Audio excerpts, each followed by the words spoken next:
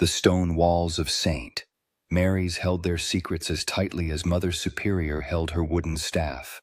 On this gray October morning in 1893, the orphan girls stood in perfect rows across the chapel floor, their bare feet cold against the flagstones despite woolen stockings.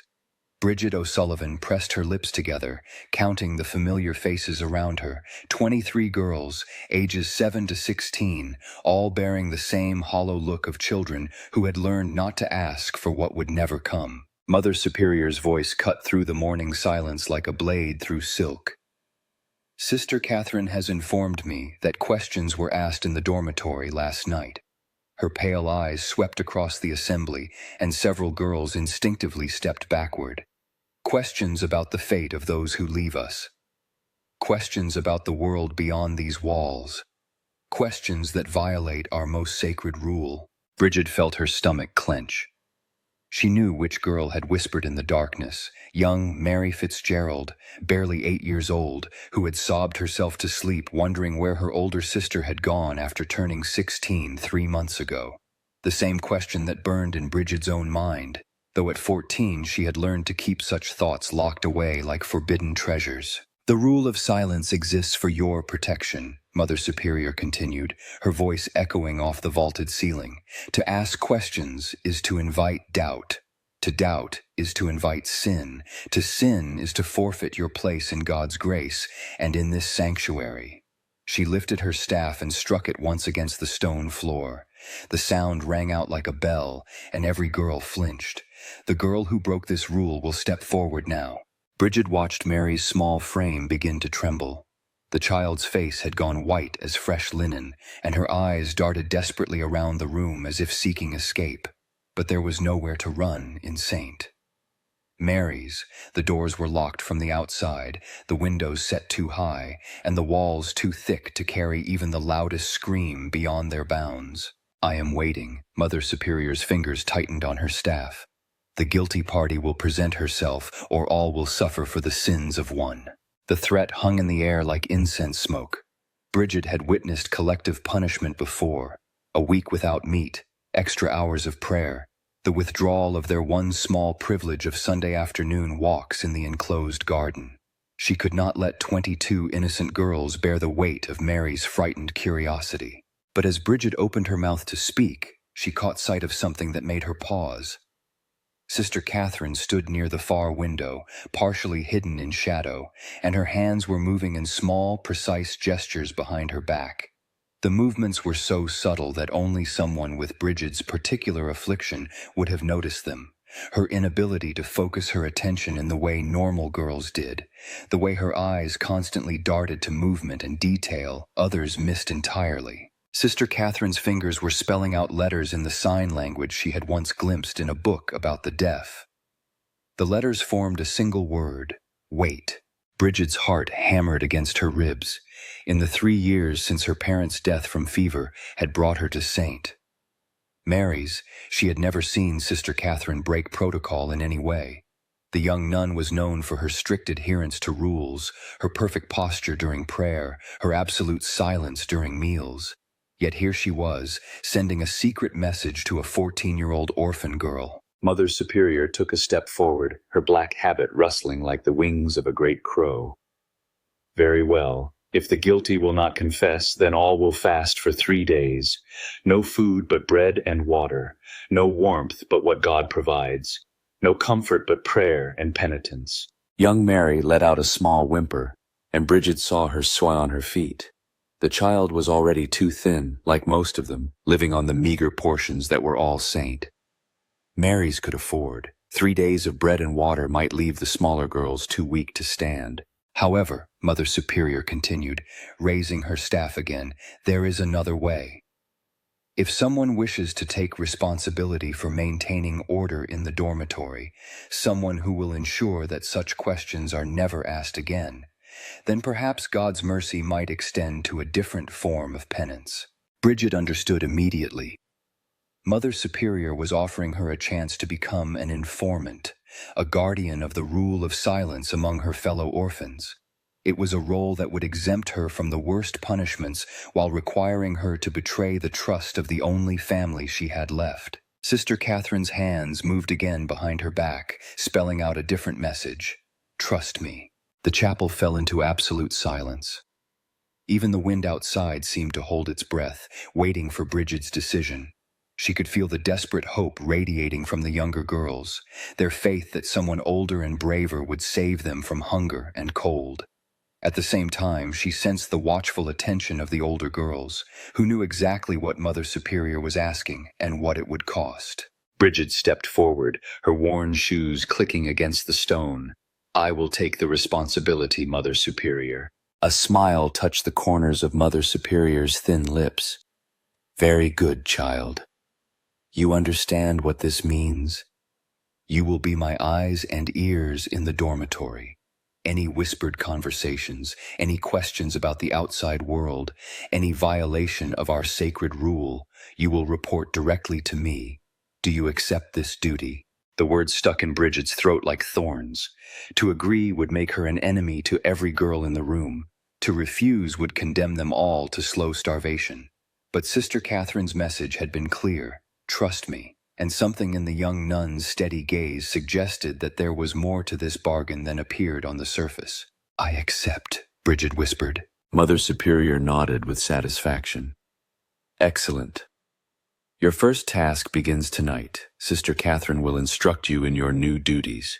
She turned to address the assembly. Let this be a lesson to all. Questions lead to sorrow. Curiosity leads to corruption. Obedience leads to salvation.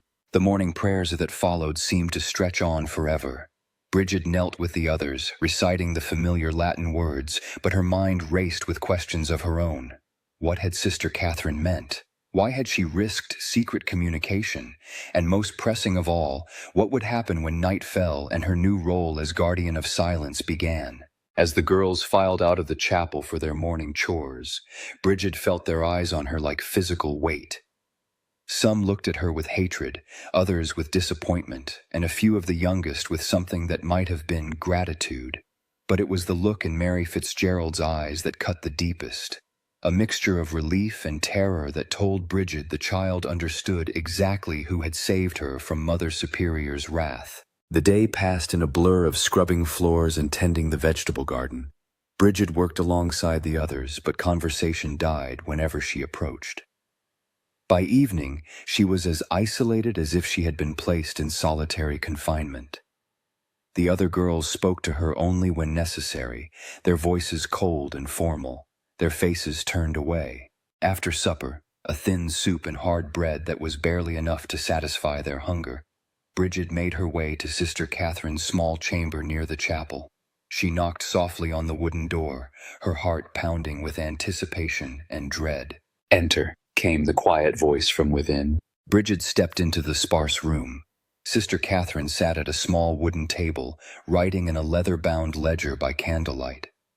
She looked up as Bridget entered, and for a moment they simply stared at each other in silence. Close the door, Sister Catherine said finally. Bridget obeyed, then stood waiting near the entrance, unsure whether she should speak first or wait for instruction. Sister Catherine set down her pen and folded her hands in her lap. What I am about to tell you must never be repeated to Mother Superior or anyone else. Do you understand? Bridget nodded, though her mouth had gone dry with fear and curiosity.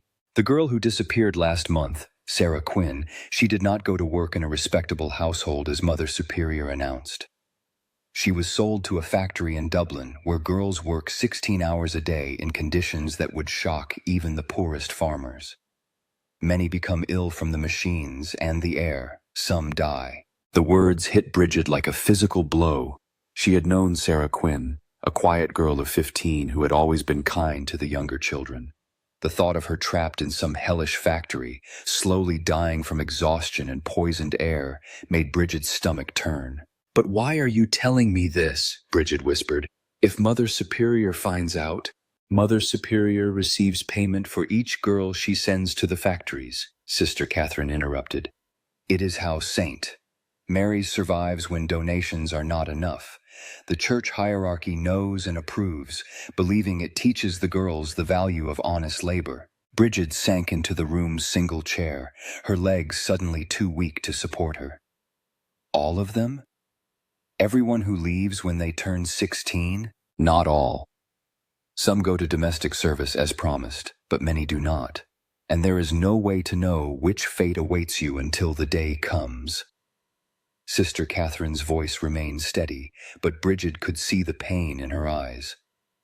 I have been keeping records, trying to trace what happens to our girls after they leave. It is dangerous work. If I am discovered, I will be sent away from St. Mary's and you will lose your only ally. The word ally sent a shock through Bridget's system. She had not expected friendship or support from any of the sisters. They were as bound by rules and hierarchy as the orphan girls themselves. "What do you want me to do?" Bridget asked. "Learn to read people instead of reporting on them," Sister Catherine replied. "When girls whisper in the dormitory, discover what they truly need instead of simply silencing them. If someone is planning to run away, help them do it safely rather than betraying them to Mother Superior." Bridget's mind reeled with the implications. You want me to help girls escape? I want you to help them survive. Sometimes that means escape. Sometimes it means finding other ways to protect them. Sister Catherine opened the ledger and showed Bridget pages covered in careful handwriting. These are the records I have been keeping. Names, dates, destinations when known, and outcomes when I can discover them. Study these when you can, learn the patterns, and most importantly, learn to distinguish between the girls who ask dangerous questions because they are planning something foolish, and those who ask because they are beginning to understand the truth. Bridget stared at the pages of names, many of them familiar. Girls who had been older sisters and protectors to her in her early days at St. Mary's. Girls who had simply vanished one day with a brief announcement of their good fortune in finding employment. How long have you been doing this? She asked. Since I arrived here 2 years ago. I was young and idealistic then, believing I could change things through proper channels. I have learned that some changes must happen in darkness, slowly and carefully, like seeds growing under stones. A sudden sound from the corridor outside made them both freeze. Heavy footsteps approached, then passed by without stopping. Sister Catherine quickly closed the ledger and tucked it away in her desk drawer.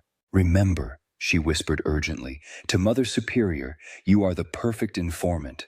Report small infractions, girls talking after lights out, minor rule violations that earn them extra chores but nothing worse. This will satisfy her need for control while protecting the girls from real harm. And watch for the signs I will show you. If a girl is in immediate danger, there are ways to get word to me. Bridget nodded, though her head spun with the complexity of the deception she was being asked to maintain. What about Mary Fitzgerald? She is the one who asked the questions. Mary is 8 years old and has 8 years before she faces the choice between factory and service. There is time to prepare her, to teach her skills that might help her avoid the worst fate. But for now, your job is to keep her curiosity alive while teaching her to hide it better.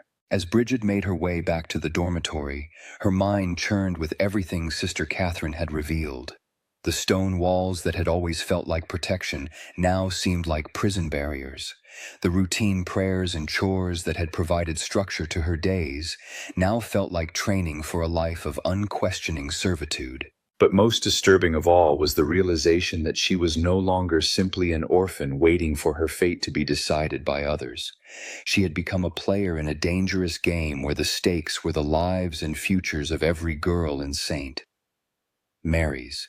The dormitory was already dark when she slipped inside, but she could hear the soft breathing of 22 other girls and knew that many were still awake despite the late hour.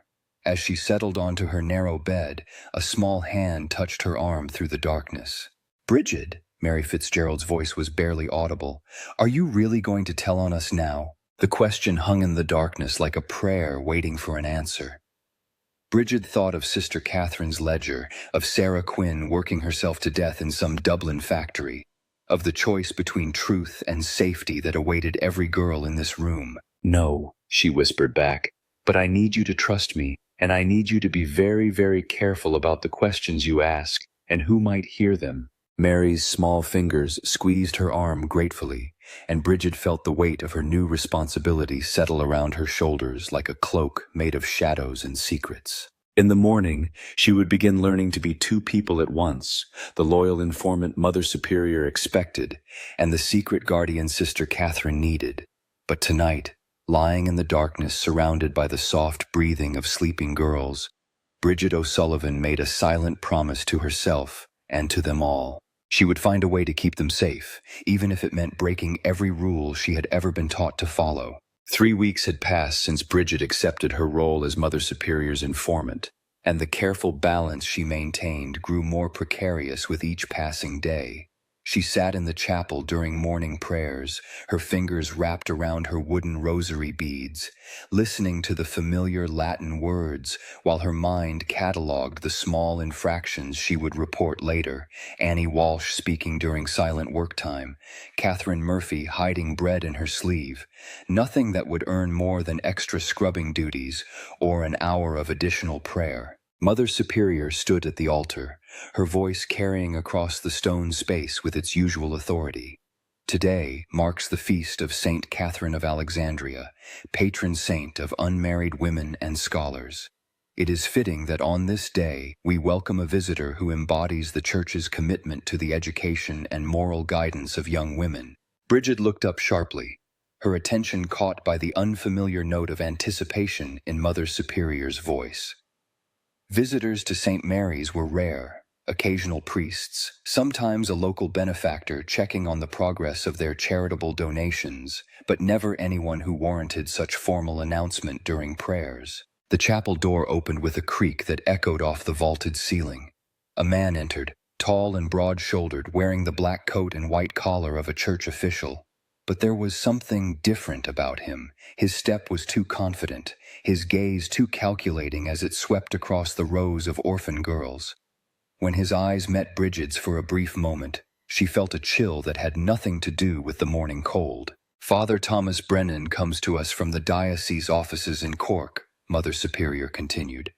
He will be conducting evaluations of our older girls to determine their readiness for placement in Christian households. This is a great honor and opportunity for those who have proven themselves worthy through obedience and proper conduct. Father Brennan stepped forward, his hands clasped behind his back. When he spoke, his voice was smooth as honey poured over gravel.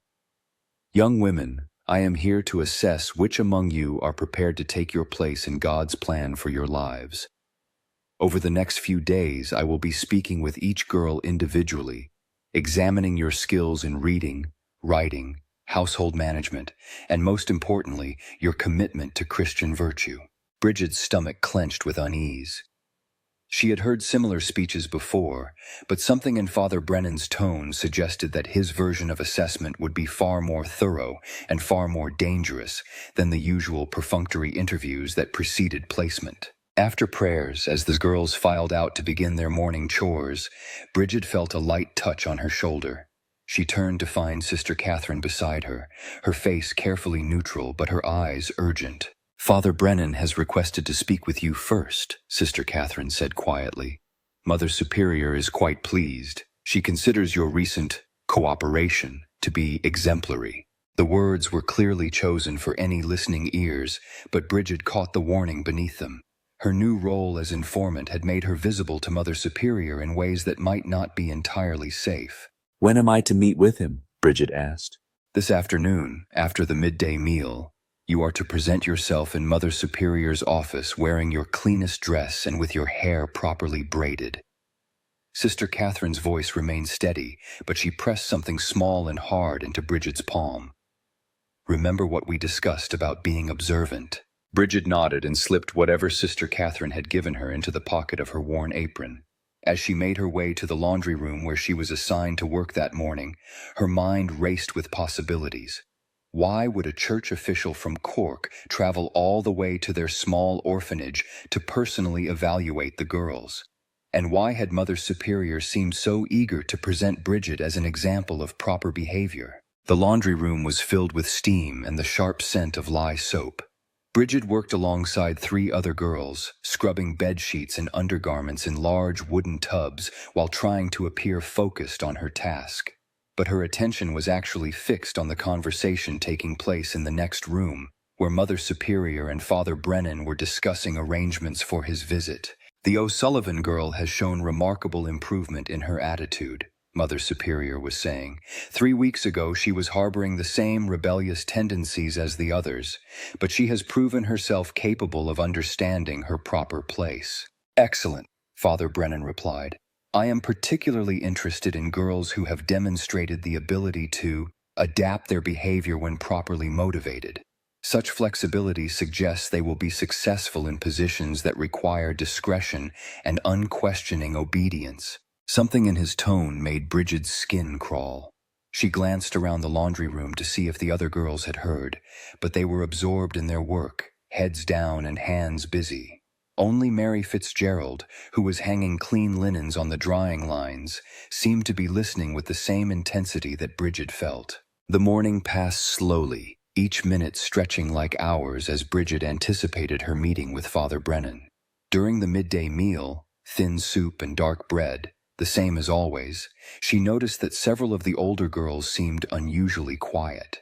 16-year-old Rose Kennedy, who was known for her cheerful chatter even in the face of strict rules about silence during meals, sat staring at her bowl without eating. 15-year-old Margaret O'Brien kept glancing toward the head table where Mother Superior sat with their visitor, her face pale and drawn. After the meal, Bridget hurried to the dormitory to change into her cleanest dress, a gray wool garment that had been mended so many times it was more patches than original fabric. She braided her dark red hair as neatly as she could manage without a proper mirror, then checked her appearance in the small piece of polished metal that served the entire dormitory. As she prepared to leave for Mother Superior's office, she remembered the object Sister Catherine had pressed into her palm that morning. She pulled it from her pocket and found a small brass button, the kind used on military uniforms.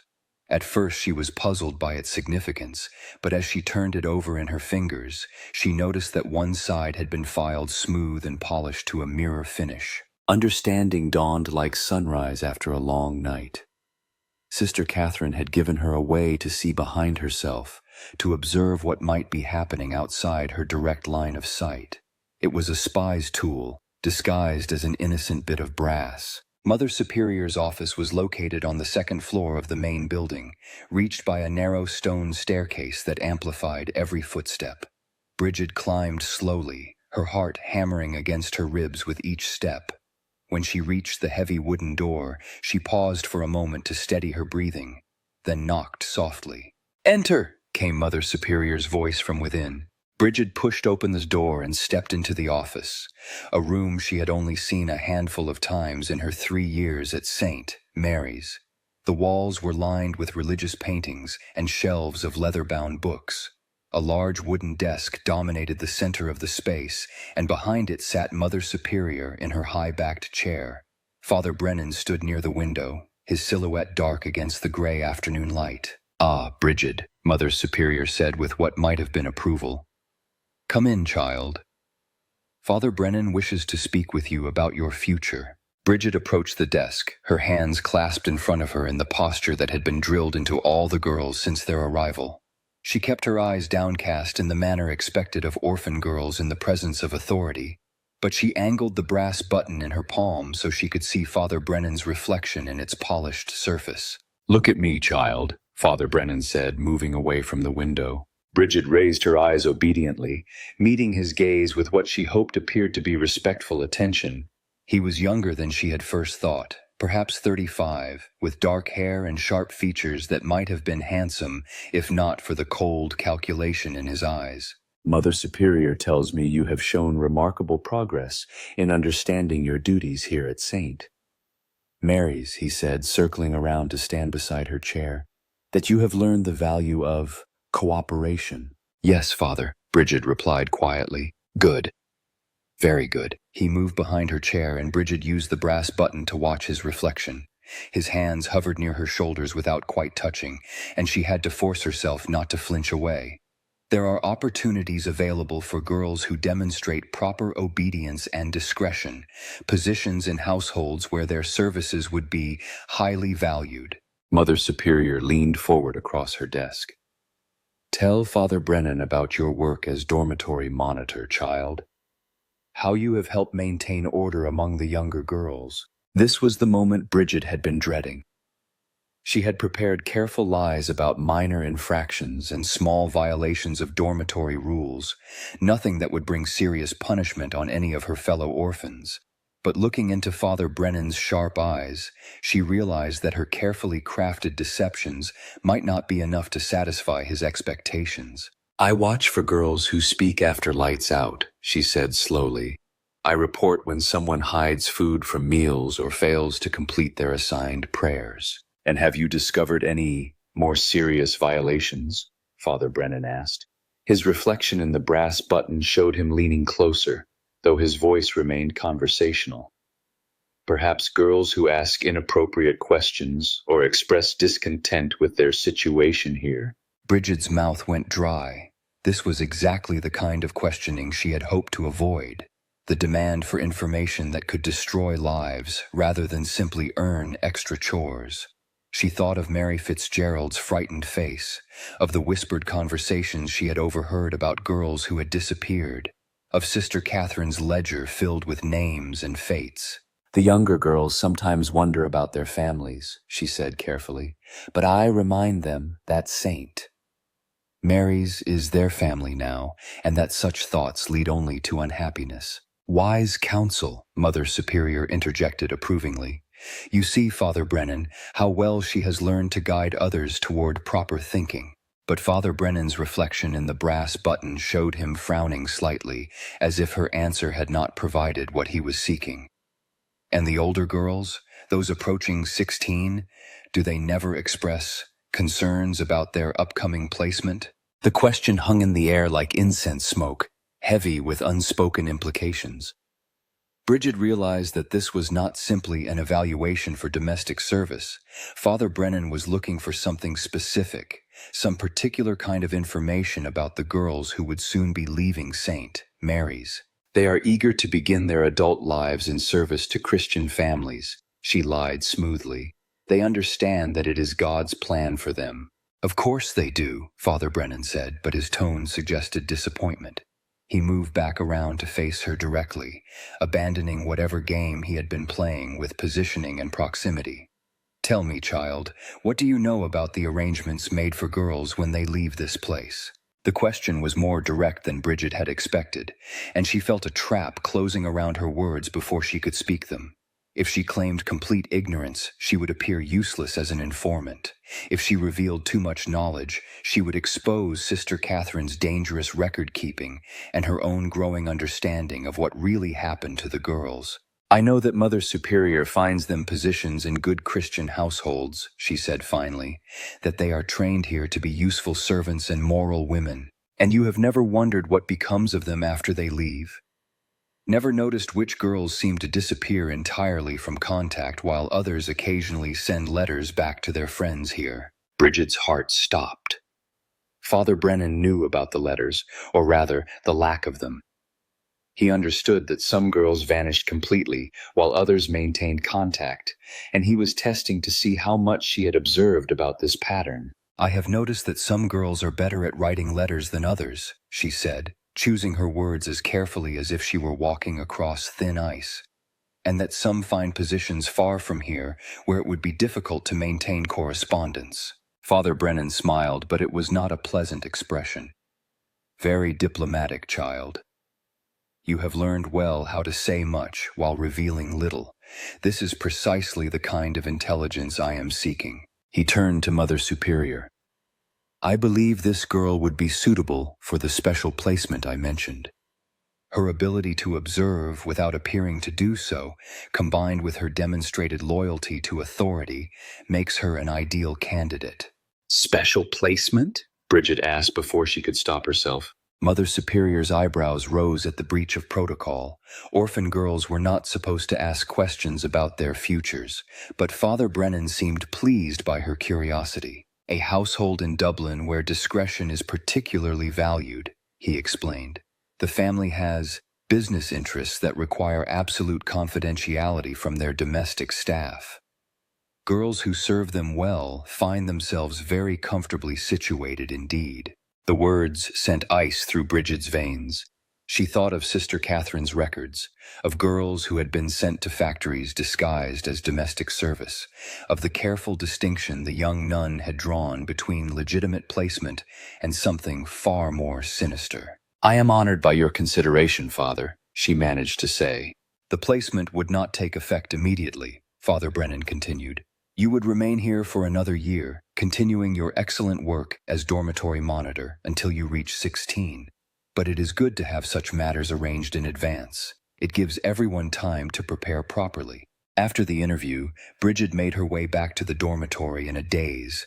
The other girls watched her approach with a mixture of curiosity and fear. They knew she had been singled out by the visiting priest, but they could not know whether this meant opportunity or danger for their designated informant. That evening, during the hour between supper and evening prayers, when the girls were allowed to mend their clothes and tend to personal needs, Bridget found an opportunity to speak quietly with Mary Fitzgerald.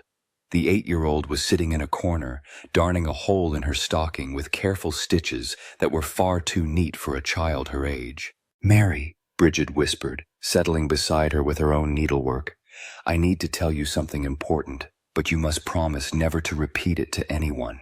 Mary's eyes grew wide, but she nodded solemnly. "The man who came today, Father Brennan, he is not here to find us good homes with kind families.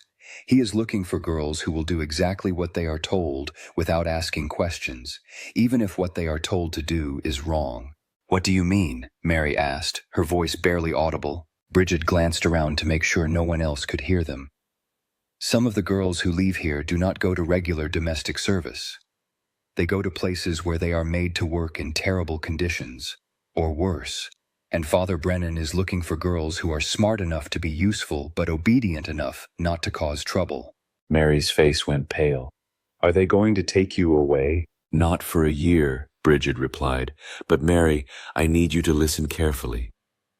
You must learn to read and write as well as you possibly can. You must learn to sew and cook and manage household accounts. But most importantly, you must learn to think for yourself while appearing to follow orders without question." The child's brow furrowed with confusion. "How can I do both?" "By asking your questions silently, inside your own mind, by watching and remembering everything you see, by being twice as smart as they think you are." Bridget tied off her thread and looked directly into Mary's eyes. "Can you do that?" Mary nodded slowly. "I think so. But Bridget, what about the other girls? Rose and Margaret and the others who are almost 16. Before Bridget could answer, the bell rang for evening prayers. As the girls filed into the chapel, Bridget caught sight of Sister Catherine near the altar, arranging candles with her usual precision. Their eyes met for just a moment, and the young nun gave an almost imperceptible nod. Later that night, long after lights out, Bridget lay awake listening to the breathing of 22 other girls and thinking about the choice that Father Brennan had presented to her. She could accept his special placement and disappear into whatever Dublin household required servants who asked no questions about the business conducted within its walls. Or she could find a way to resist, knowing that resistance would likely mean punishment not just for herself, but for any girl suspected of supporting her rebellion. In the darkness, she heard soft footsteps approaching her bed. A hand touched her shoulder gently, and Sister Catherine's whispered voice reached her ear. "Tomorrow night, after midnight prayers, the chapel." Then the footsteps retreated, leaving Bridget alone with her thoughts and the growing certainty that her year of preparation for whatever fate awaited her had just become much shorter. As she finally drifted towards sleep, her last conscious thought was of the brass button still hidden in her apron pocket, and the reflection it had shown her of Father Brennan's face when he thought no one was watching. The cold calculation in his eyes had not been that of a priest evaluating orphan girls for domestic service. It had been the look of a man appraising merchandise for a very different kind of market entirely. The chapel bells struck midnight as Bridget slipped from her narrow bed, her bare feet finding the cold stone floor without a sound. Around her, 22 other girls breathed deeply in sleep, exhausted by the day's labor and evening prayers. She had learned to move like a ghost through the dormitory during her weeks as Mother Superior's informant, and now those skills served a different purpose entirely. The corridor outside the dormitory stretched into darkness, lit only by thin moonlight filtering through high windows. Bridget made her way toward the chapel, her nightgown providing little protection against the October cold that seeped through the ancient stone walls. Each step felt like a small betrayal of the safety that sleep offered. Once she reached the chapel and heard whatever Sister Catherine had to tell her, there would be no returning to the simple role of obedient informant. The chapel door stood slightly ajar, revealing nothing but deeper darkness within.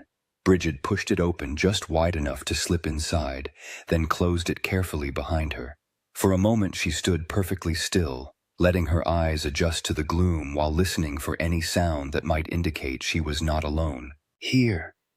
Sister Catherine's voice came from near the altar, barely above a whisper. Bridget made her way forward, her hands trailing along the wooden pews for guidance.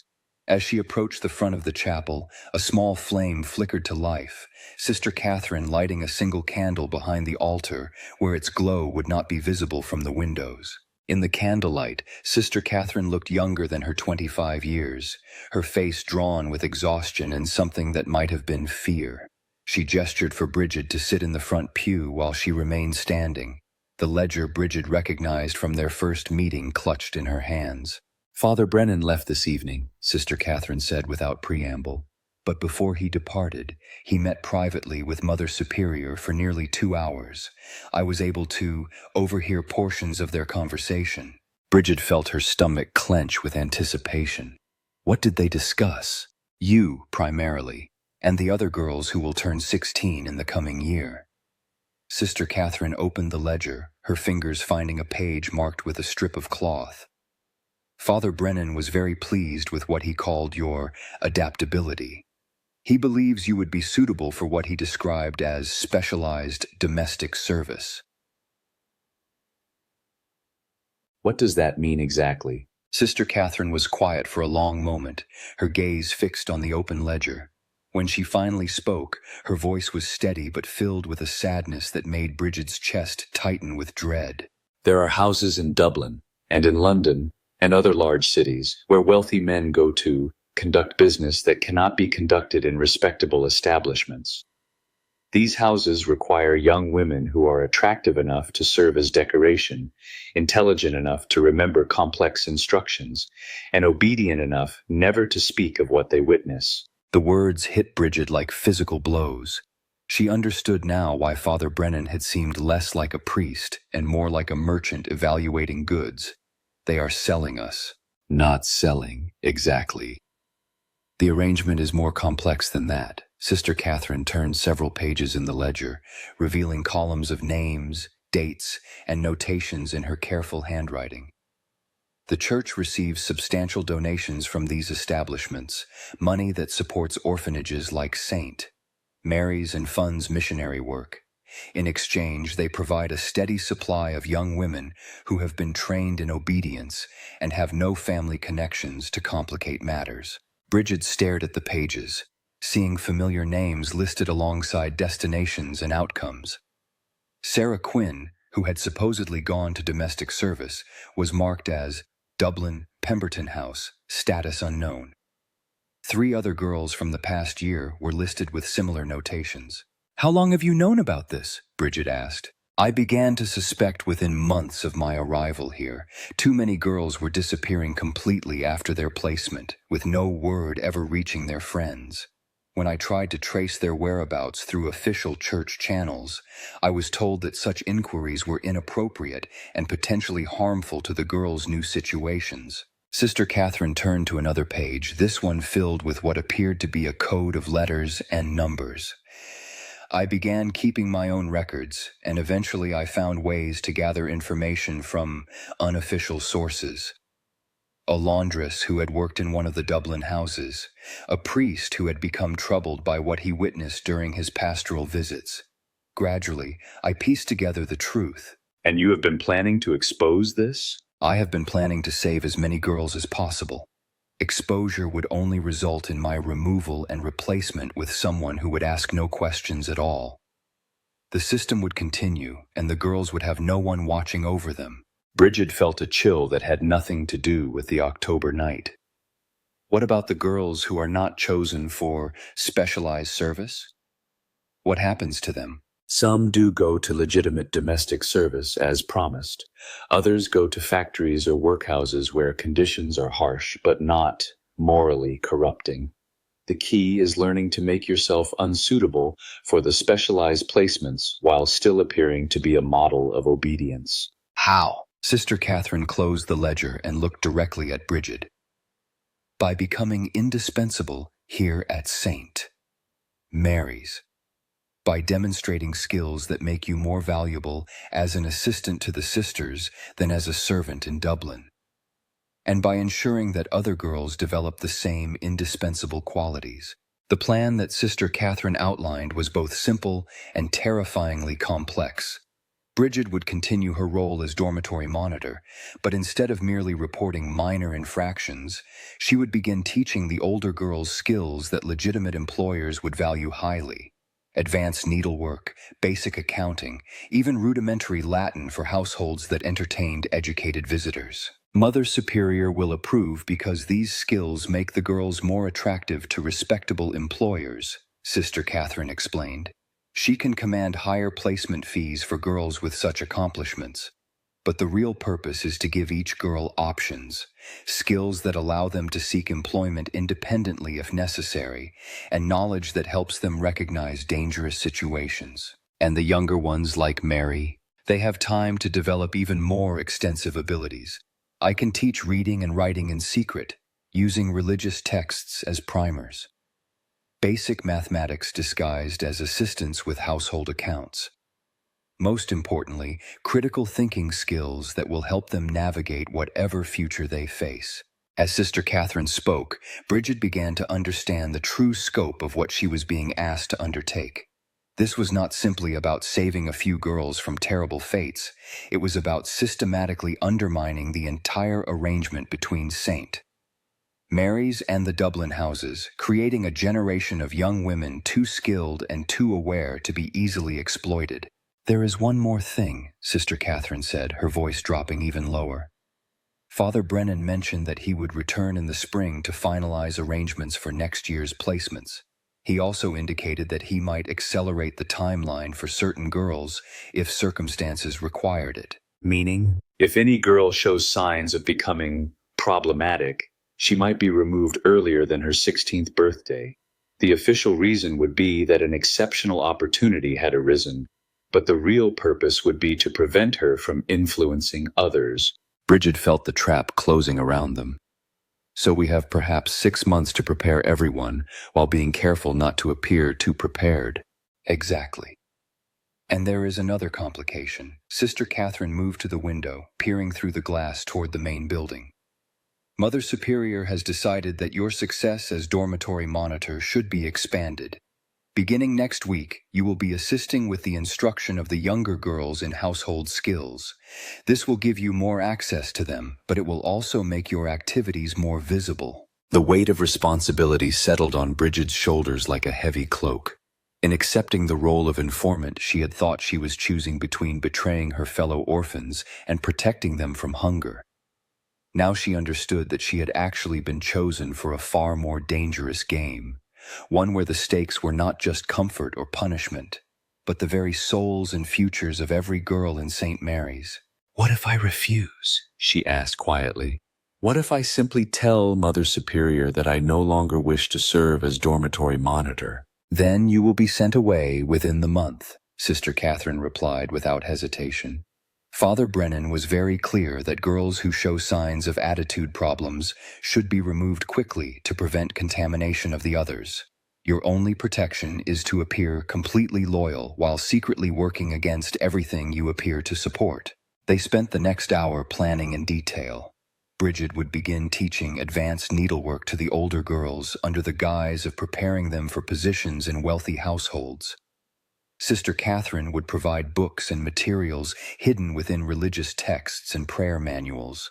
Most critically, they would develop a system of signals and codes that would allow them to communicate dangerous information without being overheard. Remember, Sister Catherine said as she extinguished the candle, everything you do must appear to serve Mother Superior's interests. Every skill you teach the girls must seem designed to make them more valuable servants. Every piece of knowledge you share must appear to promote obedience rather than independence. As they prepared to leave the chapel, Bridget grasped Sister Catherine's arm. "Why are you risking this? If you are discovered, you will face far worse consequences than any of us." Sister Catherine was quiet for a moment, her face hidden in the darkness. "Because I took vows to serve God and protect the innocent. What is happening here is an abomination that corrupts everything the Church claims to represent. If I do nothing, I am complicit in evil." They separated at the chapel door, Sister Catherine returning to the sisters' quarters, while Bridget made her way back to the dormitory. As she slipped between her thin blankets, her mind raced with plans and possibilities. She had 6 months to transform a group of obedient orphan girls into young women capable of recognizing and resisting exploitation. But first, she had to survive tomorrow's expanded duties without arousing Mother Superior's suspicion about her midnight activities. The next morning brought new challenges immediately. During breakfast, Mother Superior announced that Bridget would begin assisting with the instruction of the younger girls in household management, starting with lessons in proper table service and kitchen organization. The other girls watched this announcement with expressions ranging from envy to suspicion, advancement within Saint. Mary's hierarchy was unusual and often came with hidden costs. "You will work with Sister Margaret in the kitchen each afternoon," Mother Superior continued, "teaching the children aged 8 to 12 the skills they will need when they begin more serious domestic training. This is a significant responsibility, and I trust you understand the importance of maintaining proper discipline." Bridget nodded respectfully while her mind raced with the implications. Sister Margaret was known for her strict adherence to rules and her immediate reporting of any unusual behavior to Mother Superior. Teaching under her supervision would make secret instruction nearly impossible, unless Bridget could find ways to embed hidden lessons within the approved curriculum. The morning passed in the usual routine of prayers and chores, but Bridget found herself studying everything with new eyes. The way the sisters moved through the corridors, the timing of their various duties, the moments when supervision was lightest and conversation might be possible. She was no longer simply an orphan girl marking time until her placement. She had become a spy in her own home, gathering intelligence for a resistance that existed only in shadows and whispered conversations. During the midday meal, she noticed that Rose Kennedy was absent from her usual place at the table. When she quietly asked Margaret O'Brien about it, the older girl's face went pale. "Rose was called to Mother Superior's office this morning," Margaret whispered. "She has not been seen since." Ice formed in Bridget's chest. Rose Kennedy was 15, still months away from her 16th birthday. If she had been removed suddenly, it could only mean that she had said or done something to mark herself as potentially problematic. That afternoon, as Bridget began her first lesson with the younger girls in the kitchen, she found ways to work subtle questions into the instruction. While teaching them to properly arrange place settings, she asked if any of them had spoken with Rose recently. While demonstrating the correct way to fold napkins, she inquired whether Rose had seemed troubled or upset. The picture that emerged filled Bridget with dread.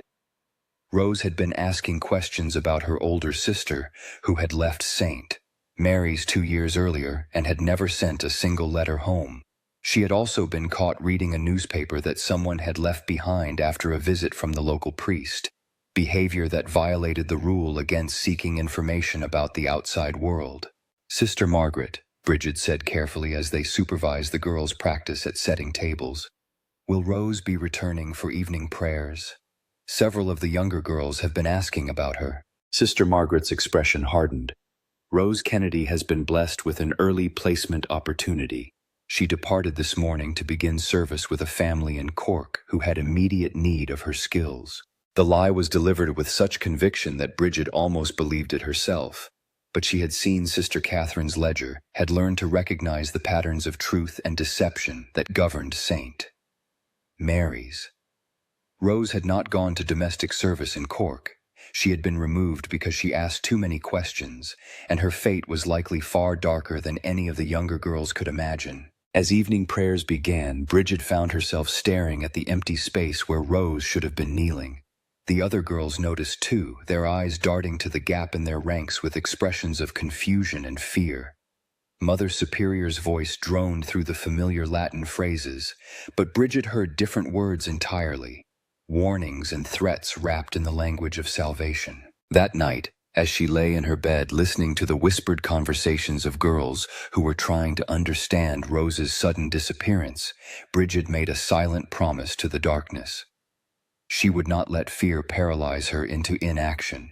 She would not allow the system that had claimed Rose Kennedy to continue operating in shadows and lies. Starting tomorrow, she would begin the most dangerous work of her life, teaching her fellow orphans not just to survive, but to resist. But first, she had to figure out how to do it without joining Rose in whatever darkness had claimed her. Winter had settled over St. Mary's like a shroud, and with it came a visitor that no one expected.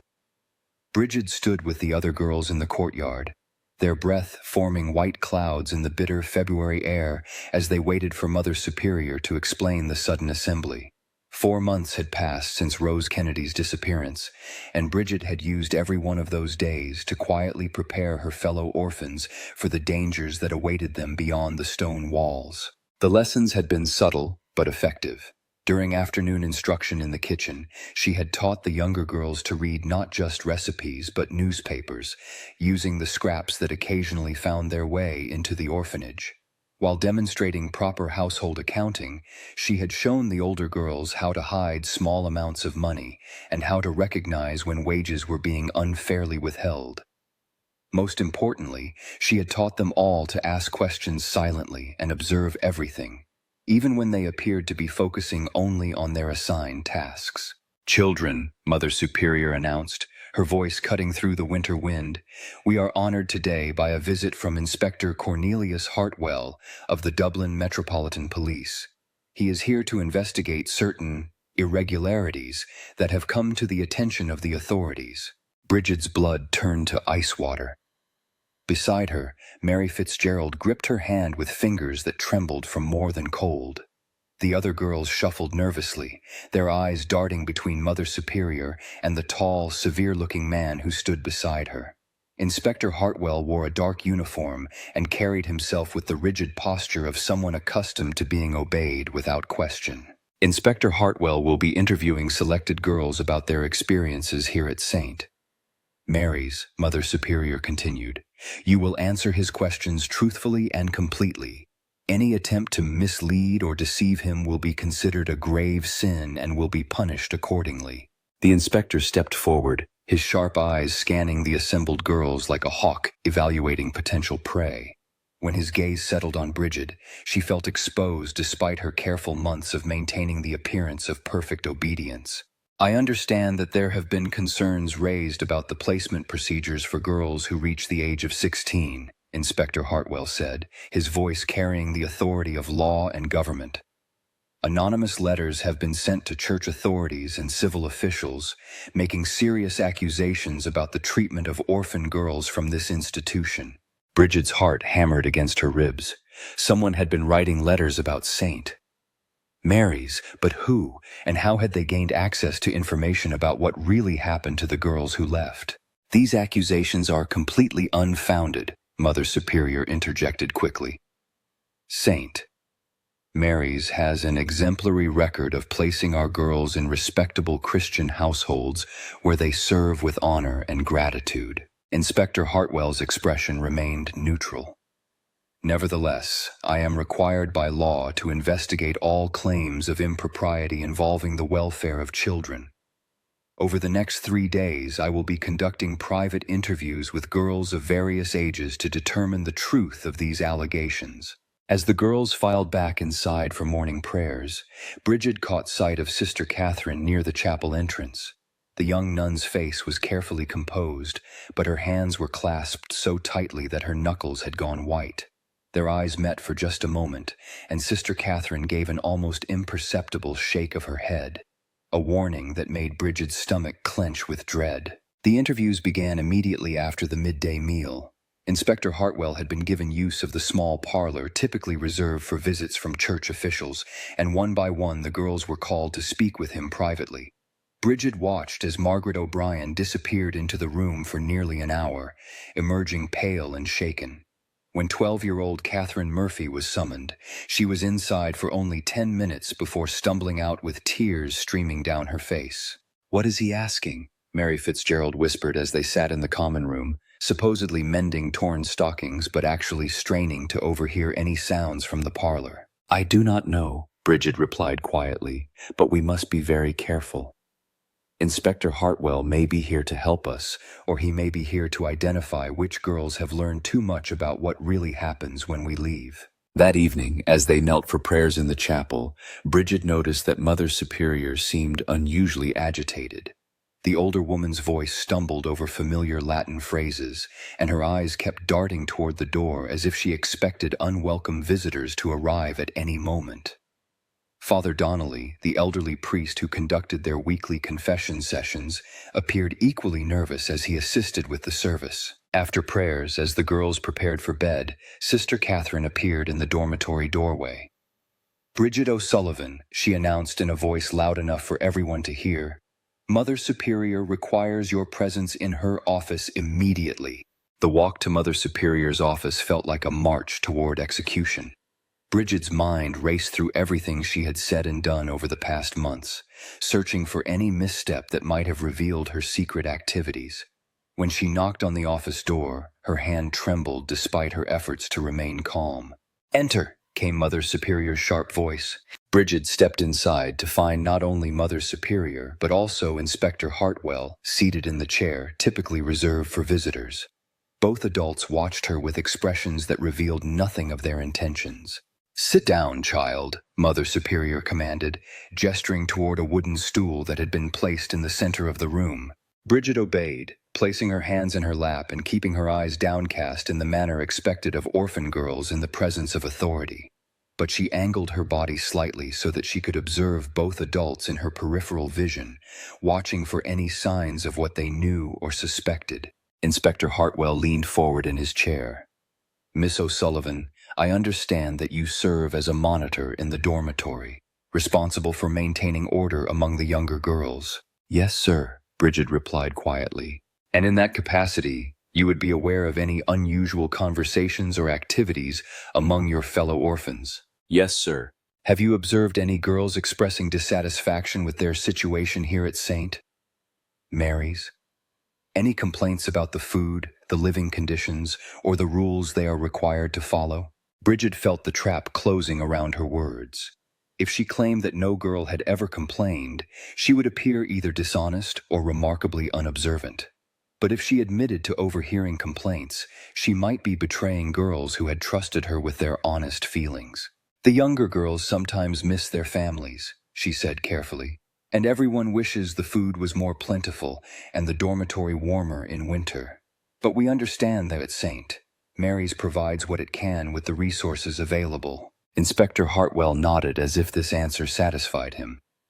"And what about concerns regarding placement procedures? Have any girls expressed fear or reluctance about leaving St.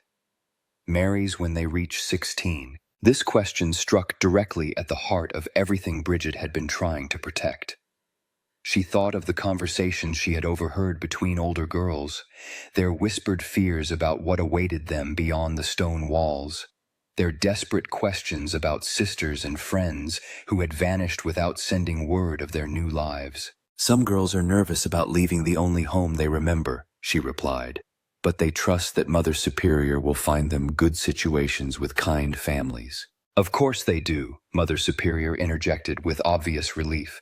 "Our girls are raised to have faith in the wisdom of their elders and the providence of God." But Inspector Hartwell's expression suggested that her answer had not entirely satisfied him. "Miss O'Sullivan, are you familiar with a girl named Sarah Quinn who left St. Mary's approximately 6 months ago?" Bridget's chest tightened. Sarah Quinn was one of the names she had seen in Sister Catherine's ledger, marked as status unknown after her placement in Dublin. "Yes, sir. Sarah was kind to the younger girls and helped in the kitchen." "Have you received any communication from Sarah since her departure?" Any letters or messages describing her new situation? No, sir. And does this strike you as unusual, that a girl who was kind to younger children would not write to let them know how she was faring? The question hung in the air like smoke from a snuffed candle. Bridget realized that Inspector Hartwell was not simply gathering general information about conditions at St. Mary's. He was specifically investigating the fates of girls who had left the orphanage. Someone had indeed been writing letters to authorities, and those letters had contained enough specific information to prompt an official investigation. I hope she would write, Bridget said slowly, but I thought perhaps she was very busy learning her new duties, or that her employers did not encourage correspondence with her former home. Inspector Hartwell made a note in the small leather book he carried. And what about Rose Kennedy? I understand she left St. Mary's quite suddenly in October, before her 16th birthday. Bridget's mouth went dry. Rose's disappearance had been the event that convinced her that the danger to the girls was immediate and growing. Rose received an early placement opportunity. She repeated the official explanation she had heard from Sister Margaret. Yes, so I was told, with a family in Cork, according to Mother Superior's records. But the address provided for this family does not exist, and no family by that name is known to the parish priest in that area. The silence that followed was deafening. Mother Superior's face had gone pale, and her hands gripped the arms of her chair so tightly that her knuckles showed white through her skin. Inspector Hartwell continued to study Bridget with the intensity of a man who suspected he was being lied to, but had not yet determined the extent of the deception. I do not know anything about addresses or parishes, Bridget stammered, which was entirely true, even though it avoided the real question of what she suspected about Rose's fate. Of course you do not, Inspector Hartwell said gently. You are only 14 years old, and it would be unreasonable to expect you to understand the complexities of placement procedures. But something in his tone suggested that he understood more than he was revealing. Bridget had the sudden, terrifying thought that Inspector Hartwell might already know the truth about what happened to girls like Sarah and Rose, and that his investigation was designed not to uncover facts, but to determine how much the remaining girls had learned about the system that controlled their lives. Miss O'Sullivan, he continued, if you were to discover that some girls from St. Mary's had not been placed in the comfortable domestic situations they were promised, what would you do with that information? The question was so direct that Bridget felt as if she had been struck. Mother Superior made a small sound of protest, but Inspector Hartwell raised his hand to silence her. I would pray for their safety and trust that God would protect them, Bridget said finally. Would you not feel obligated to inform the authorities? To ensure that other girls were not subjected to similar deceptions? I would not know how to contact authorities, Bridget replied honestly. And I would fear that making accusations without proof would be sinful. Inspector Hartwell closed his leather book and stood up. Very good, Miss O'Sullivan. You may return to the dormitory now. As Bridget reached the door, his voice stopped her. One final question. If someone were to offer you assistance in ensuring the safety of your fellow orphans, would you be willing to accept such help? Bridget turned back to face him, her heart pounding so hard she was certain both adults could hear it. I would want to be certain that the person offering help truly had our best interests at heart, sir. Inspector Hartwell smiled for the first time since his arrival at St. Mary's. A wise answer, child. Very wise indeed. As Bridget made her way back to the dormitory, her mind reeled with the implications of what had just occurred. Inspector Hartwell's questions had been far too specific and informed to represent a routine investigation prompted by anonymous complaints. Someone had provided him with detailed information about the orphanage's placement procedures and the fates of specific girls. But was he truly investigating crimes against the orphans? Or was he working with Father Brennan and Mother Superior to identify which girls had become too knowledgeable about the system? And if he was genuinely trying to help them, how could she trust him without endangering the secret network of resistance that she and Sister Catherine had been building? When she reached the dormitory, she found the other girls clustered around Mary Fitzgerald's bed, their faces pale with fear and confusion. Margaret O'Brien looked up as Bridget approached. 3 more girls were called down after evening prayers, Margaret whispered. Annie Walsh, Helen Murphy, and Kathleen O'Connell. None of them have returned. Bridget felt the blood drain from her face.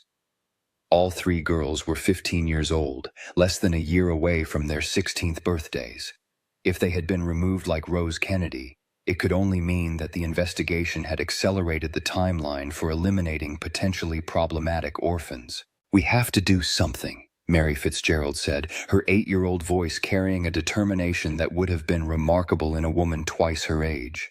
We cannot just wait for them to take us all away one by one. Looking around at the frightened faces surrounding her, Bridget realized that the careful, gradual resistance she had been planning was no longer sufficient. The investigation had forced their hand, and they now faced a choice between immediate action and slow destruction. Tomorrow night, she would have to break the most fundamental rule of Saint. Mary's, the rule that forbade any contact with the world beyond their walls. Whether Inspector Hartwell was friend or enemy, she was going to find out the truth about what had happened to the missing girls. And if necessary, she would ensure that the story of Saint Mary's reached ears that could not be silenced by church authority or government pressure. The sound that woke Bridget in the deepest hour of night was not one she recognized. A low, rhythmic scraping against stone that seemed to come from beneath the dormitory floor. She lay perfectly still in her narrow bed, listening as the sound repeated itself 3 times, paused, then repeated again. Around her, the other girls breathed deeply in sleep, undisturbed by the strange noise that had pulled her from uneasy dreams. 5 days had passed since Inspector Hartwell's visit, and 3 more girls had vanished during that time. The official explanations grew increasingly absurd. Early placement opportunities with families who required immediate service, special training programs in distant convents, even claims of long-lost relatives appearing to reclaim their orphaned kin. But the pattern was unmistakable to anyone willing to see it. Girls who asked too many questions or showed signs of independence were being systematically removed. The scraping sound came again, followed by what might have been a whispered voice. Bridget slipped from her bed and crept to the window, pressing her ear against the cold glass. The sound seemed to be coming from outside, somewhere near the foundation of the building. Moving as quietly as the shadow, she made her way to the dormitory door and eased it open just enough to peer into the corridor. The hallway was empty, lit only by thin moonlight filtering through high windows. But as she listened, she could hear voices, real voices this time, not the phantom whispers that sometimes haunted the stone walls on windy nights. "The foundation is solid here," a man's voice was saying. "If we can create an opening large enough, 3 or 4 girls could get through at once." And you are certain the tunnel connects to the old drainage system? This voice was female, familiar yet speaking so quietly that Bridget could not immediately identify it. The maps from the county records are clear. The medieval builders connected all the monastery buildings to the same underground network. It has not been used in decades, but the passages are still intact. Bridget's heart hammered against her ribs. Someone was attempting to create an escape route from St. Mary's, but who and for what purpose? The logical explanation was that Inspector Hartwell had discovered evidence of the crimes being committed against the orphan girls and was organizing a rescue operation. But Bridget had learned to distrust logical explanations where St. Mary's was concerned. She crept back to her bed and lay listening as the scraping sounds continued for another hour.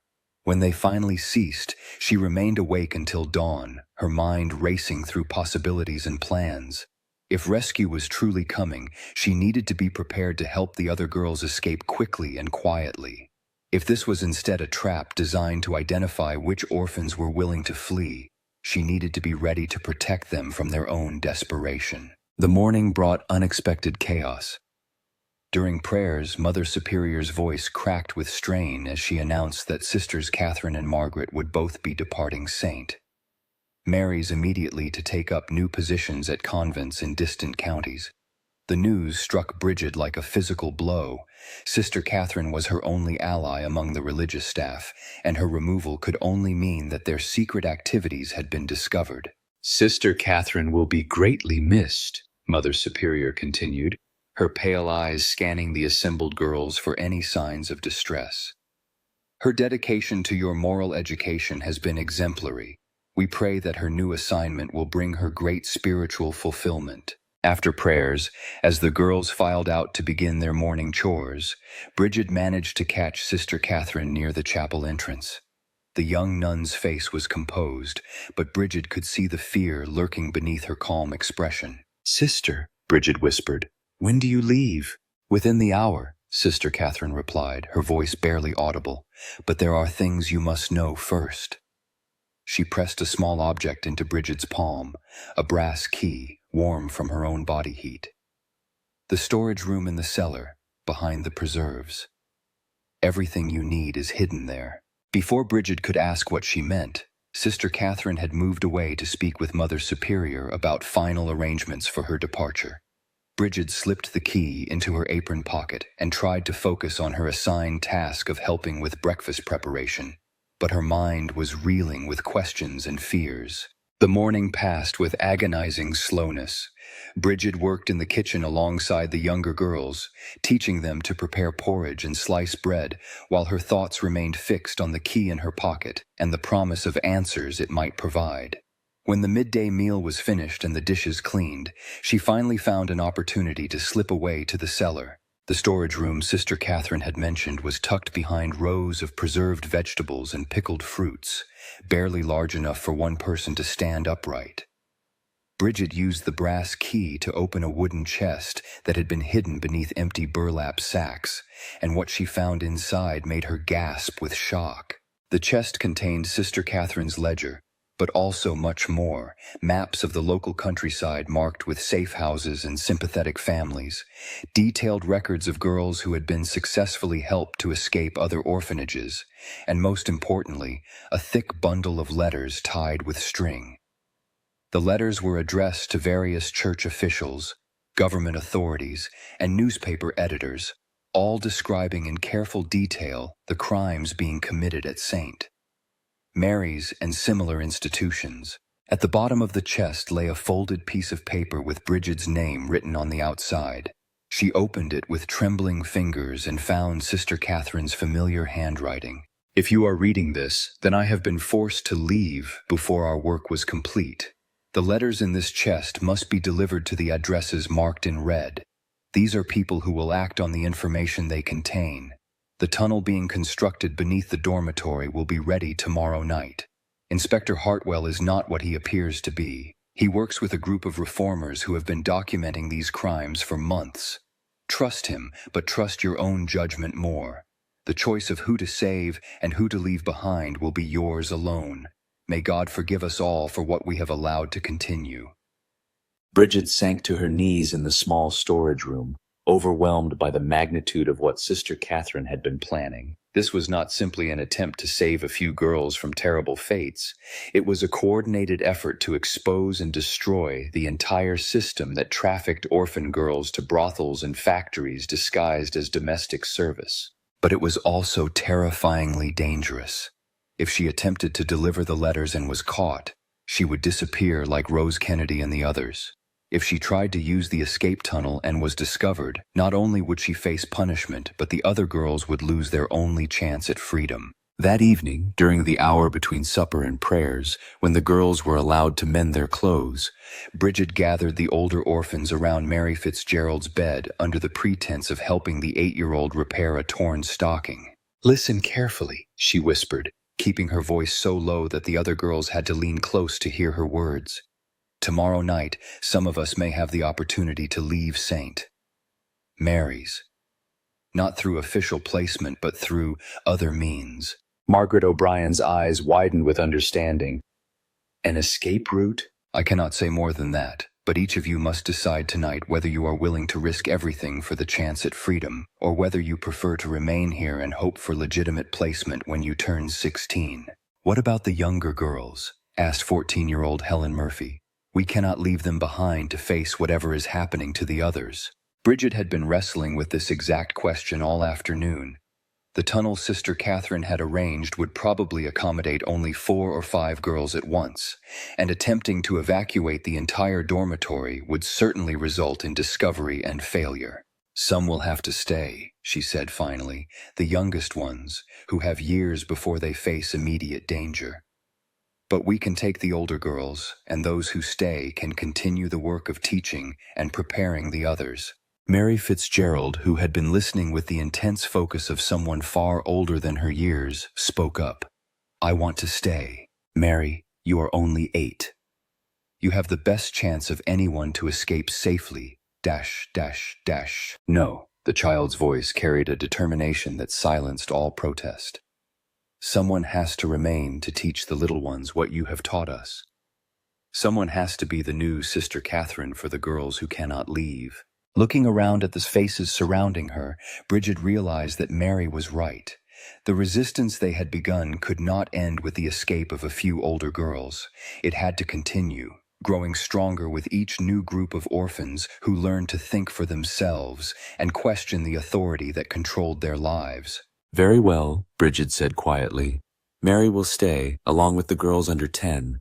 The rest of us will attempt to leave tomorrow night. But even as she spoke the words, Bridget knew that her own choice was already made. She could not abandon Mary and the younger children to face alone whatever consequences would follow the escape. Her role was not to flee to safety, but to ensure that the work of resistance continued, even after the system had been exposed and hopefully destroyed. The next day passed in a blur of nervous tension. During morning prayers, Bridget noticed that Mother Superior seemed unusually agitated, her eyes darting constantly toward the windows as if she expected unwelcome visitors.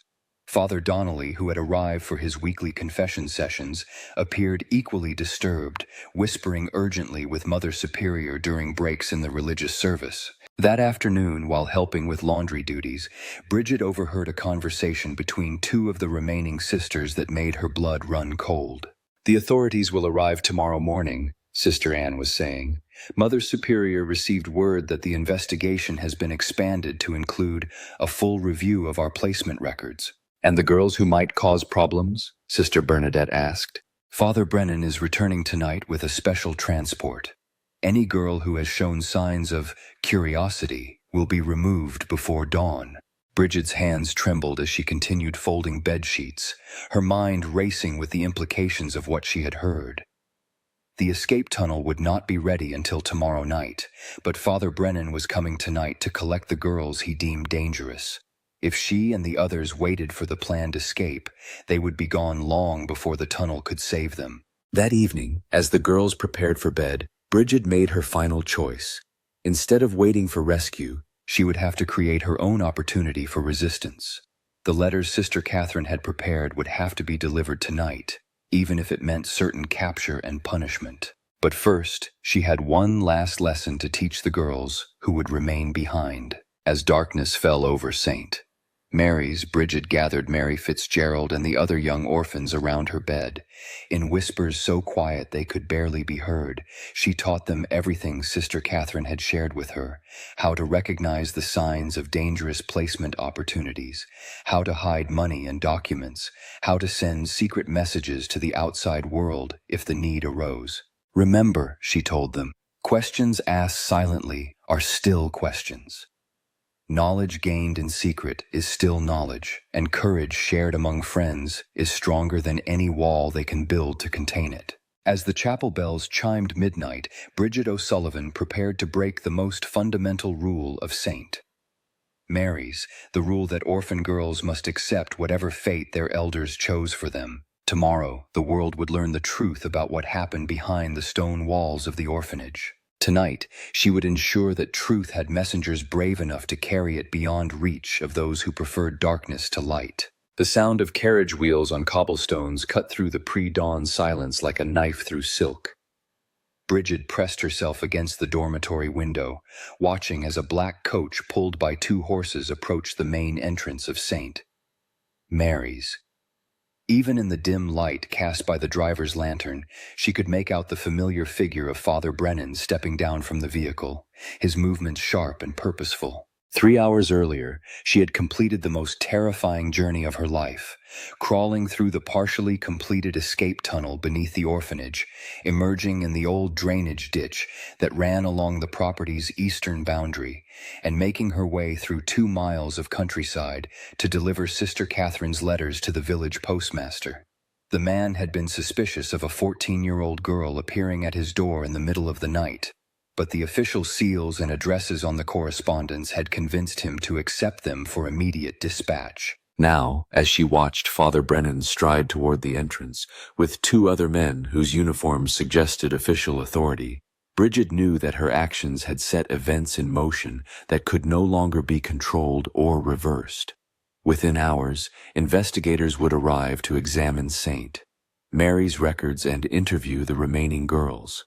The system that had claimed Rose Kennedy and so many others would finally face scrutiny from outside the church hierarchy. But first, she had to survive Father Brennan's final collection. "Wake up," she whispered urgently, moving from bed to bed in the dormitory.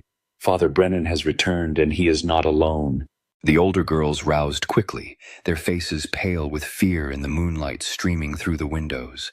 They had all heard the rumors about what happened to girls who were removed before their 16th birthday, and they understood that being selected for Father Brennan's attention was not the honor Mother Superior pretended it to be. "What do we do?" Margaret O'Brien whispered, her voice trembling with terror. Bridget looked around at the frightened faces surrounding her, girls who had trusted her to protect them, who had learned to ask questions and think for themselves under her guidance.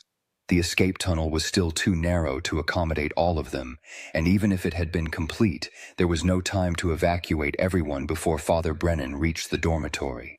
"We face this together," she said quietly, "and we remember that knowing the truth, even when we cannot escape it, is better than living in ignorance." Heavy footsteps echoed in the corridor outside, accompanied by Mother Superior's voice and those of unfamiliar men. The dormitory door opened with a creak that seemed to echo off the stone walls, and lantern lights spilled across the floor where 20 girls knelt beside their beds in nightgowns and bare feet. Father Brennan entered first, followed by Mother Superior and the 2 uniformed officials Bridget had seen from the window. One of the men carried a leather portfolio that bulged with documents, while the other bore the unmistakable bearing of someone accustomed to enforcing unwelcome orders. "Children," Mother Superior announced, her voice strained with what might have been fear or anger. "These gentlemen have come to escort several of our older girls to new situations that require immediate attention. You will pack your belongings quickly and accompany them without question or complaint." Father Brennan stepped forward, consulting a piece of paper in his hand. Margaret O'Brien, Helen Murphy, Catherine Walsh, Kathleen O'Connell. Each name fell like a stone into still water, creating ripples of terror that spread through the assembled girls. "You have been selected for positions of particular responsibility and honor." But as the named girls began to rise with expressions of resignation and despair, one of the uniformed officials cleared his throat loudly. "Father Brennan," the man said in a voice that carried unmistakable authority, "I believe there has been a misunderstanding about the purpose of our visit tonight." Father Brennan turned sharply, his face showing the first crack in his confident demeanor. "Inspector Morrison, we discussed the arrangements. The arrangements have changed." Inspector Morrison opened his leather portfolio and withdrew a thick document bearing official seals. "By order of the Dublin Metropolitan Police and the Department of Child Welfare, St. Mary's Orphanage is now under official investigation for violations of placement protocols and potential trafficking of minors. No girls will be removed from this institution until a complete review has been conducted." The silence that followed was so complete that Bridget could hear her own heartbeat thundering in her ears. Father Brennan's face had gone white with shock and rage, while Mother Superior swayed on her feet as if she might faint. "This is outrageous," Father Brennan sputtered. "The church has complete authority over the placement of these children." "No civil authority has the right to interfere. The church's authority ends where criminal law begins," Inspector Morrison interrupted calmly. We have received detailed documentation describing a systematic pattern of deception regarding the fates of girls from this and several other orphanages. Anonymous correspondence has provided us with names, dates, and locations that we are now investigating thoroughly. Bridget felt a surge of triumph mixed with terror. Sister Catherine's letters had reached their intended recipients and prompted immediate action.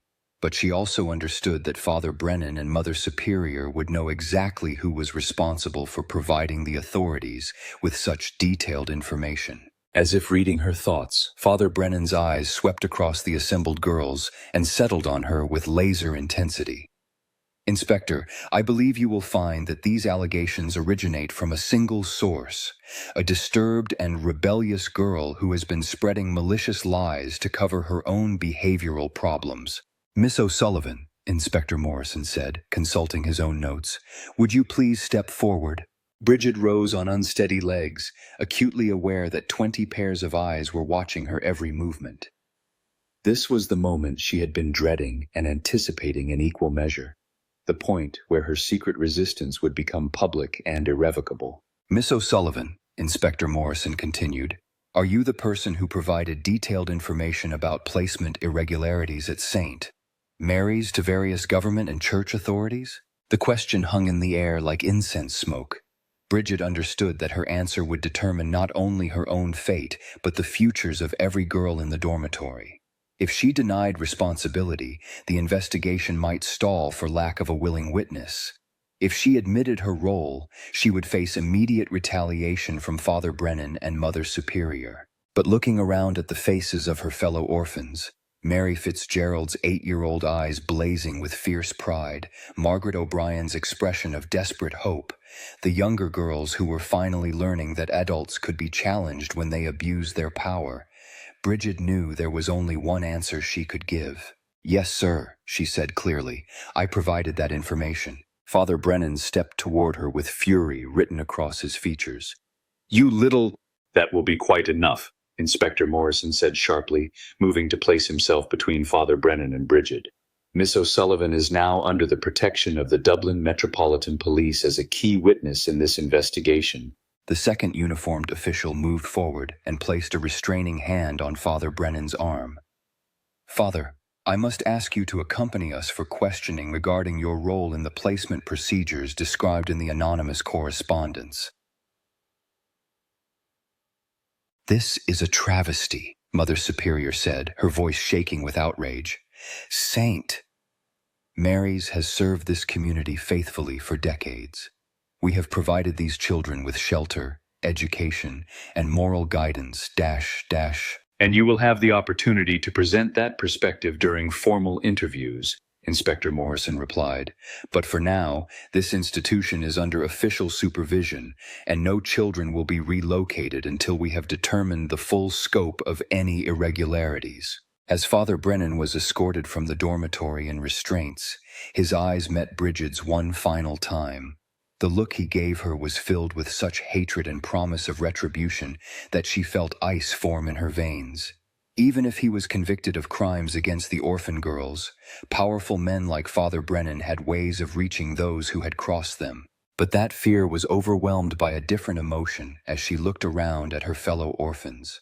For the first time in their lives, they had seen adult authority challenged and found wanting. They had witnessed the power of truth spoken courageously in the face of intimidation. Most importantly, they had learned that their own voices and experiences mattered to people outside the stone walls that had contained them. Inspector Morrison turned to address the assembled girls. Children, over the next several days, you will be interviewed individually about your experiences here at St. Mary's. Please understand that you are not in trouble, and that anything you tell us will be used only to ensure your safety and the safety of future orphans. Miss O'Sullivan has shown tremendous courage in bringing these matters to light, and her example should inspire you to speak truthfully about what you have witnessed. In the days that followed, St. Mary's was transformed from a place of secrets and silence into something resembling a normal institution for the care of children. New sisters arrived to replace those who had been removed for questioning, bringing with them policies that allowed the girls to ask questions, receive letters from the outside world, and participate in decisions about their own futures. The investigation ultimately revealed a network of corruption that extended far beyond St. Mary's, involving dozens of orphanages across Ireland and England. Father Brennan was sentenced to 10 years in prison for his role in trafficking minors, while Mother Superior received a lesser sentence in exchange for testimony about the church officials who had orchestrated the system. But perhaps the most significant change was visible in the girls themselves. Mary Fitzgerald, now 9 years old, had taken over Bridget's role as unofficial teacher and protector of the younger children. She conducted secret reading lessons using books that were no longer forbidden, organized quiet discussions about the rights and opportunities that awaited them in the outside world, and most importantly, ensured that no girl at St. Mary's would ever again accept without question the claim that she had no choice in her own destiny. Margaret O'Brien and the other older girls were eventually placed in legitimate domestic positions with families whose backgrounds had been thoroughly investigated by government officials. They maintained correspondence with their friends at St. Mary's, providing reassurance that proper placement was not only possible, but expected for all the orphans. As for Bridget herself, Inspector Morrison had arranged for her to receive an education at a progressive school for girls in Dublin, funded by donations from benefactors who had been horrified by the revelations about orphanage conditions. She would return to visit St. Mary's regularly, bringing news of the outside world and ensuring that the lessons of resistance and self-determination continued to be passed down to each new generation of orphans. On her final evening at St. Mary's, as she packed her few possessions in preparation for the journey to her new life, Bridget stood at the dormitory window looking out at the countryside that had once seemed like a prison beyond reach. The same fields and forests stretched to the horizon, but everything had changed in the months since Rose Kennedy's disappearance had forced her to choose between complicity and resistance. Mary Fitzgerald appeared at her side, carrying the brass button that Sister Catherine had once given Bridget as a tool for secret observation. "You will need this more than I will," Mary said, pressing the small object into Bridget's palm. "There are other places like St. Mary's, other girls who need someone to teach them that asking questions is not a sin." Bridget closed her fingers around the brass button, feeling its familiar weight and warmth. "And there are girls like you who will ensure that the lessons continue even when the teachers must move on to other battles." As the chapel bells chimed midnight, no longer a sound of confinement but a reminder that each new day brought fresh possibilities, Bridget O'Sullivan made a silent promise to herself and to all the girls who had not lived to see this transformation. She would spend her life ensuring that no child would ever again be told that curiosity was sinful, that questions were forbidden, or that their fate was entirely in the hands of others. The stone walls of St. Mary's would remain, but they would no longer contain spirits that refused to be broken. The rule of silence had been shattered forever, replaced by voices that would never again be silenced by fear or false authority.